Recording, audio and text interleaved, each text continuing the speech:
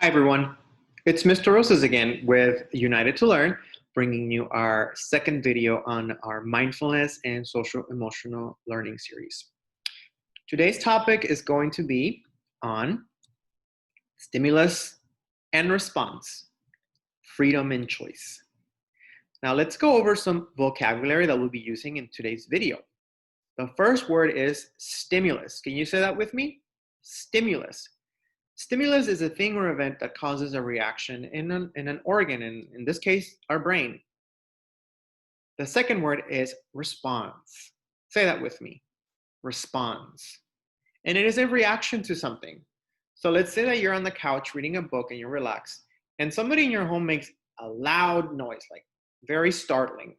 And then you're going to have a response. So the stimulus was the noise, and then your response might be you can jump out of the couch, you might scream and get scared. You might get angry and shout. That's what I mean by response in this video. The next word is sensory input. Now, sensory comes from the word senses, and yes, your five senses. And input means information. So look at this word, let's break it up. Input, anything you put inside yourself, okay? And sensory input is simply the things that you see, smell, taste, hear, or touch, feel, okay? And the last one is mindful. Being mindful is being aware of what's going on in this present moment, right now. You're not thinking about what happened in the past. You're not thinking about what's going to happen in the next 5 minutes, 10 minutes, tomorrow, month ahead. No. You're focused on what's going on right now with your senses. You sort of become a camera that records not just sights and sounds, but smells and sensations. And you don't judge it. Sort of like when you are recording with your phone, right? When you're recording with your phone is not judging what it's receiving. It's not saying, oh, what a beautiful flower. Or it's not saying, oh, that's ugly wallpaper in this room. It doesn't, right? It just records and takes it in. And that's what being mindful is. Now, let's start with this quote. Between stimulus and response, there is a space. In that space is our power to choose our response. In our response lies our growth and our freedom. Now, this is a great time for you to pause this video and discuss with your family, what does this quote mean to you? Can you interpret it in your own words? And there are no wrong answers here. At the end of the video, we'll go over this quote again, and you'll be able to connect what you learned to this quote. You might realize that, hey, I think I get this quote, or you might realize that you found another meaning for it, okay? Now, in the past video, which I will put the link in the description box below, I talked about 3 parts of our brain that work together to respond to stress and to learning. And one of them was the amygdala, right? The amygdala is the part in our brain, size of an almond, right in the middle, remember? And it regulates our emotional response to things that are coming our way, but it also is scanning for things that could be dangerous, right? So it's always getting this, it's receiving all our input, all our sensory input, and it decides where it goes. So let's say we have ice cream. That's our sensory input. That's our stimulus, right? And we can smell it, we can taste it, we can see the color of it, and that information gets sent to the amygdala, and any information considered pleasurable or nice gets sent to the prefrontal cortex, our PFC, where it is analyzed before we respond to it. We have time to think about it, to analyze it, to see what it really means, right? And then we can say something appropriate or react appropriately. On the other hand, let's say we have this as our sensory input or our stimulus. Hot chili pepper. Now, I love me some spicy food, but there's a lot of people that don't like spicy food. They've had bad experiences. And let's say that you're one of those people and you've just gone to a restaurant and you're eating and you've detected it with your 5 senses. You've either seen a chili pepper in there, or you've tasted it, you start feeling that burning sensation, or you smell it, right? And your amygdala, that information, gets sent to your amygdala, and it might consider it, your amygdala might consider it dangerous or not pleasurable, so it's gonna block it. It's not gonna send it to the prefrontal cortex. Instead, it's gonna go into reaction mode, fight, flight, or freeze. And in this case, how do you fight a chili pepper? You don't do this, right? You might spit it out. You might push the plate away. You might get angry, right? And you might just, overreact and say, water, water, water. Okay. So let's have another visual. Remember I said that the amygdala, if it's overactive, it'll react a certain way, but if it's not overactive and we give the prefrontal cortex time to analyze, we react differently, right? So here's our sensory input. Let's say we're having let's say you're on the couch in the living room and you hear your family in the kitchen talking about you, okay? And you don't know if they're saying something negative or positive. So you hear the words, that's your sensory input. You're using your sense of hearing. That sound and those words get sent to your amygdala. But let's say your amygdala is very active today. You've had a very stressful day. You have not had time to relax and wind down.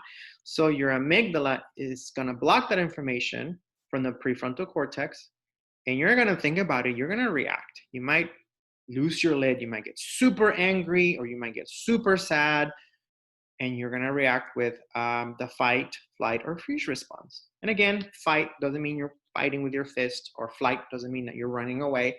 In this case, you might go into the kitchen and say mean things to them, or act mean to them, or indifferent. You're fighting them, right? Because you think they're talking badly about you. Or flight, you might avoid them. You might not want to see them or hear them. You're going to go to your room and close the door. Now, freeze usually happens when there's a lot going on too fast, too much, and you just don't have time to think and you just freeze. Think about it like when you're in the classroom. Ever had that experience where the teacher calls upon you and you're not ready and you just freeze? That's what I mean. This might be a good time to pause the video and discuss with your family. What are some situations where you've gone into reaction mode? What are some of your triggers? What things get you like this? Whether it's super angry or super sad or super nervous. Let's discuss, okay? Now, after having discussed that, let's go to our second scenario. You're still in the living room and you hear sensory input. You hear people talking about you in the kitchen, okay?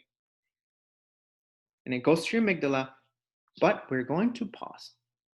We're going to create a pause. We're either going to stop and breathe, or we're going to go to the balcony. We're going to stop. What's going to happen if you create that pause?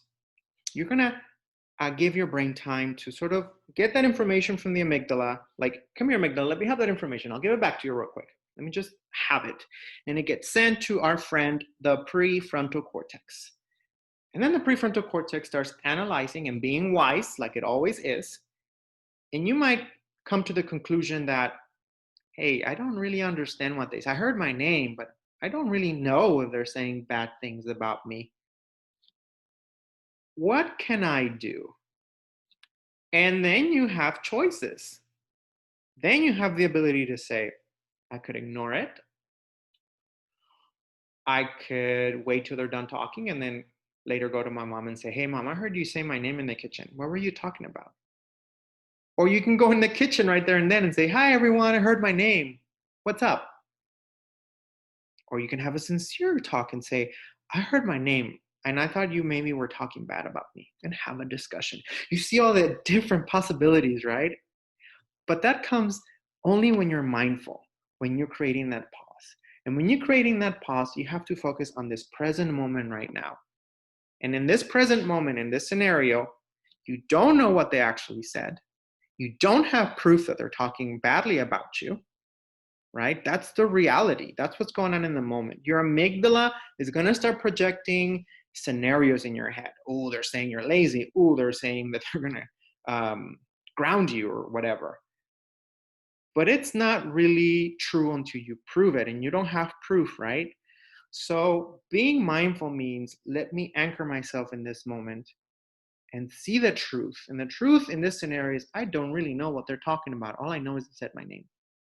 And then you give your prefrontal cortex time to handle the situation, and then it goes to the amygdala and says, hey, buddy, we don't know. Relax. Let's go investigate. Okay?